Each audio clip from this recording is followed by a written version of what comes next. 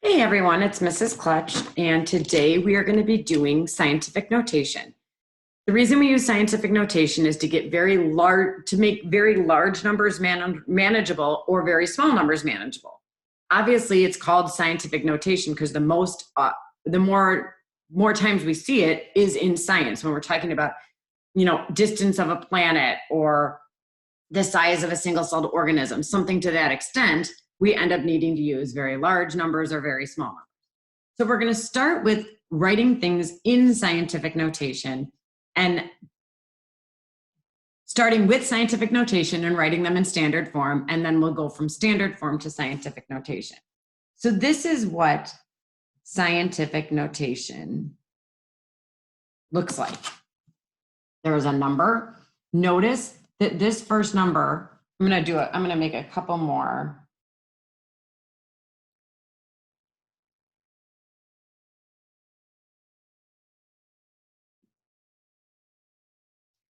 So what you'll notice here is this needs to be a single digit number. So that number is going to be 1, 2, 3, 4, 5, 6, 7, 8, or 9. Can't be any bigger because that would be a 10. Can't be any smaller because that would be a 0. So we need to have at least a 1 here. So we have this number is our single digit. And then there's going to be numbers after it. A decimal. Sometimes there is a decimal. Sometimes there's not. A decimal, a 1. And then it's times 10 to the 4th. What this is telling us is this is a really large number, but all the rest of the digits after that 1 are going to be 0.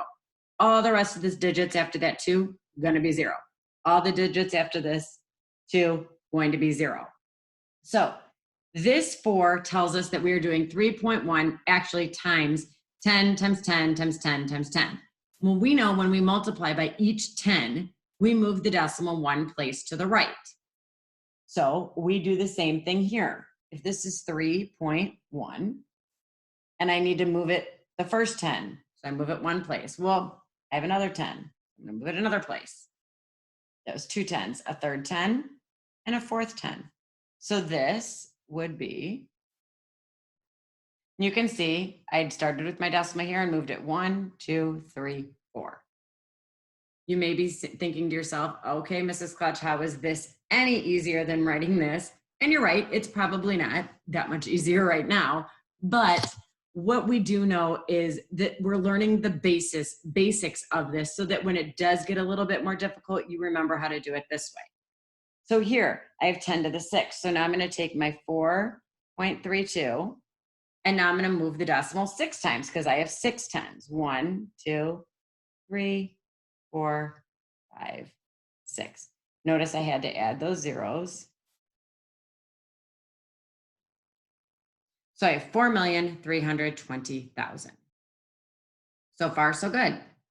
This one, 1.02 times 10 to the 5th. So I move the decimal 1, 2, 3, 4, 5. 102. 102,000. Okay, so this is when we have positive exponents and when we're dealing with very large numbers. We also, sometimes in science, deal with very small numbers. When we're dealing with very small numbers, let me just write a couple of these down for you.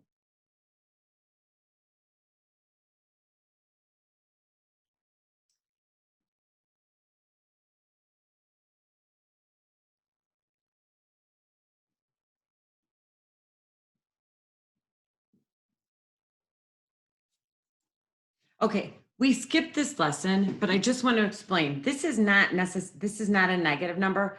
That 10 to the negative 4th is actually the same as 1 over 10 to the 4th. So you can tell we're dealing with a very small number. So I'm going to be multiplying this 1.47 times a very small number. So last time we end up moving our decimal to the right because we are getting a larger number. If I'm multiplying by this tiny number, I'm going to move my decimal now to the left. And I'm going to move it each 1/10 I have, because again, 10 to the negative 1 would be 1/10. So each 1/10 I multiply by, I move my decimal to the left. So 1, 2, 3, 4. So the answer here, I'm just going to erase this so we can, is 0.0001 0.447. We're getting a very small number. Same thing here. This would be 2.8 times 1/10 times 1/10 times 1/10. Same thing as 10 to the negative third. So I'm going to move the decimal 3 times. 1, 2, 3. So I have 0.002. And this last one, 10 to the negative fifth. So I'm just going to write it down here. Let's see it. 1, 2, 3, 4. So 0.000046. So when our exponent is negative, we're going to be moving for every time we have that extra tenth or whatever the exponent is, we're going to be moving it one spot to the left. And when we have a positive exponent, we'll be moving it for every 10 there is, or the number of exponent, whatever the exponent is, we're going to be moving that to the right. So this is how we get from scientific notation to standard form. Now we need to get from standard form to scientific notation. So I'm going to start off with 852,000. Now, I like to start with blank times 10 to the blank, because I know that that's what my scientific notation is going to look like. My decimal's at the end. How many spots do I need to move that decimal? And again, this is a big number, so this is going to be a positive exponent. How many times do I need to move that decimal, or how many tens do I need to move it? So I only have one digit in front of the decimal. Well, let's see, 1, 2, 3, 4, 5. So this is going to be a 5. I'm going to cross off then all the zeros at the end. There's a digit there, you cannot cross it off. You can only cross off if there's zeros. If there is a 1 here, we wouldn't be able to cross those zeros out because they're placeholders. And what do I have left? 8.52. So that would be the scientific notation. Let me show you what I mean when I'm talking about that, those placeholders. For example, if I have this, and I'm going to do blank times 10 to the blank. So I'm going to move my 1, 2, 3, 4, 5, 6, 7, 8. This is a big number, so I know that that's going to be a positive. And then I cross off the zeros. I cannot cross off these 2 zeros because that 1 is there.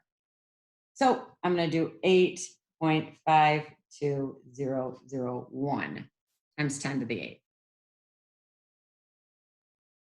Okay, let's do another one. Sometimes they're easier, sometimes they're harder. Let's look at 73,500,000. Again, blank times 10 to the blank. This is a large number, so I know that my exponent's going to be positive. How many times do I need to move it? How many tens? 1, 2, 3, 4, 5, 6, 7 tens. Cross off the zeros at the end, and what do I have left with? 7.3. Now, when we're dealing with the small numbers, so let's say, for example, we have 0.000012. I'm still going to do blank times 10 to the blank. Now I need to know how many times do I need to move my decimal so there's only a whole number in front of the decimal. Well, let's look. So here we have 1, 2, 3, 4, 5. But it was a small number, so that's -5. And now, instead of crossing off the zeros after, I need to cross off the zeros before, and I'm left with 1.2. All right, let's try another one. I'm going to leave that one up there. Let's do 0.00401. So blank times 10 to the blank. On these, when you notice it's a really small number, you can throw a negative on there to start with. And then that just kind of gives you like, okay, I know it's going to be negative. I'm going to move this decimal 1, 2, 3. So that's a 3. I'm going to cross off the zeros in front. That 0 needs to stay though, so it'd be 4.0. And that is how you go from standard to scientific notation.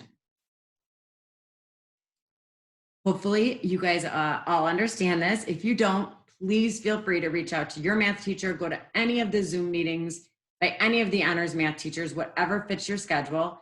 Email, Microsoft Teams, whatever you need. There's probably also more videos on Khan Academy that you can look at as well. Have a great day, and I will talk to you guys later. Bye.